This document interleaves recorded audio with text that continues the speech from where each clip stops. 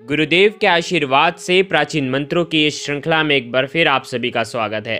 पौष मास का पवित्र महीना चल रहा है और इस पवित्र महीने में रविवार के दिन अमावस्या पड़ रही है और रविवार के दिन अमावस्या पड़ जाने से इसका महत्व कई गुना बढ़ गया है और साथ ही साथ इस दिन सर्वार्थ सिद्धि योग भी बन रहा है। इसीलिए सूर्य देव को अर्घ्य देने वाले लोटे में आपको कुछ ज़रूरी सामग्री मिला करके ही इन मंत्रों का जाप करके ही आपको सूर्य देव को अर्घ्य देना चाहिए। सूर्य देव को सभी ग्रहों का राजा माना जाता है। इसी कारण सूर्य भगवान की पूजा से कुंडली के सभी ग्रह दोष दूर हो जाते हैं। हिंदू धर्म में अमावस्या तिथि का वैसे तो खास महत्व होता है। इस दिन स्नान, दान, पितरों का तर्पण, पिंडदान, श्राद्ध कर्म आदि किए जाते हैं। हर माह अमावस्या तिथि आती है और अभी पौष मास चल रहा है। पौष मास की जो अमावस्या है वो 2 जनवरी रविवार को है। यह नए साल की पहली अमावस्या होगी। धार्मिक मान्यता के अनुसार पितृदोष से मुक्ति के लिए भी पौष अमावस्या तिथि बहुत खास मानी जाती है। जैसे पितृपक्ष की अमावस्या मानी जाती है, उसी प्रकार से पौष मास की अमावस्या का महत्व है। इस बार पौष अमावस्या पर जो सर्वार्थ सिद्धि योग बन रहा है और रविवार के दिन पड़ रही है, इसीलिए सूर्य देव की आराधना से हमारे जीवन में तेज की हमें प्राप्ति होगी। पौष के पवित्र महीने पर किसी भी तरह का मांगलिक कार्य नहीं होता है, क्योंकि इस माह में सूर्य देव धनु राशि में रहते हैं और उनका प्रभाव धरती पर काफी कम रहता है। लेकिन दान, पुण्य और पूजा इस माह हमें जरूर करना चाहिए ताकि सूर्य देव की कृपा रहे। सूर्य देव से जुड़ी चीजों का हमें दान करना चाहिए। हिंदू धर्म में सूर्य के 12 रूप बताए गए हैं। हर रूप की पूजा का अलग अलग फल मिलता है।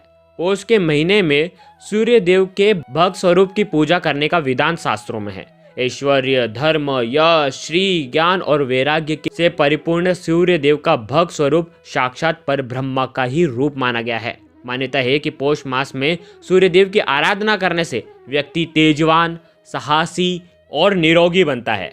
साथ ही उसके जीवन में धन धान्य आदि किसी भी चीज की कमी नहीं होती। वैसे तो पूरे पौष के महीने में आपको सूर्य देव को अर्घ्य देना चाहिए, लेकिन अगर आप नहीं दे पाते हैं तो रविवार को देना चाहिए। और अगर आपने रविवार को भी अभी तक नहीं दिया है तो कम से कम इस अमावस्या वाली रविवार को तो आपको सूर्य देव को अर्घ्य देना चाहिए। देखिएगा, अगर आप इस विधि से अर्घ्य देंगे तो आपके जीवन में निश्चित ही उसी दिन से यानी कि कल से ही आपके जीवन में तेज की वृद्धि होगी।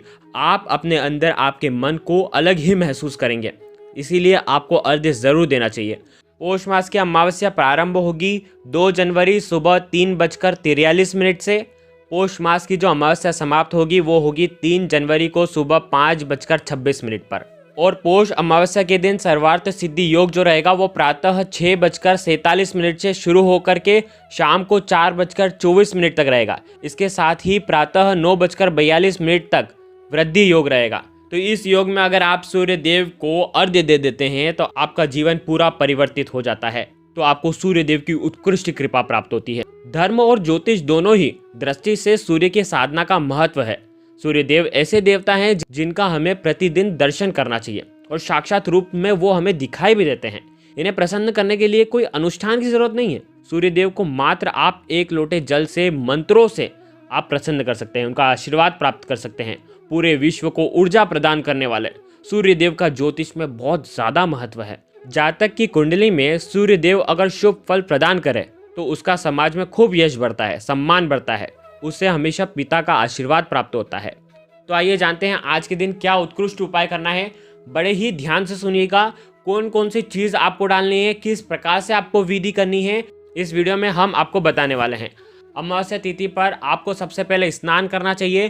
पौष मास का पवित्र महीना चल रहा है, इसीलिए 1 चुटकी रोली यानी कि कुमकुम डाल करके आपको स्नान करना चाहिए ताकि आपके जीवन में सौभाग्य की वृद्धि हो, आपके जीवन में तेज की प्राप्ति आपको हो।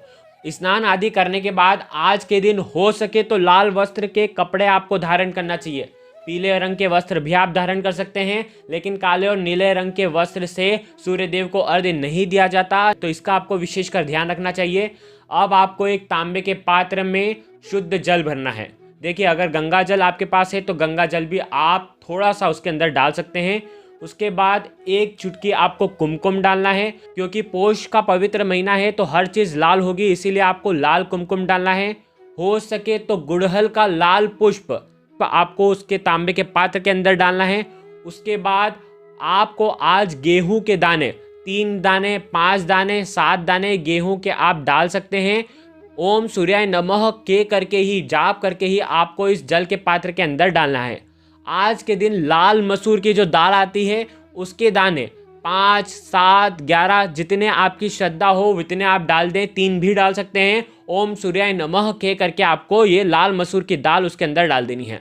देखिए, सूर्य देव को अब आपको मिष्ठान का भोग लगाना है। तो मिष्ठान का भोग क्या लगाएंगे आप? गुड़ भी लाल होता है, इसीलिए आपको थोड़ा सा गुड़ उसके अंदर डालना है।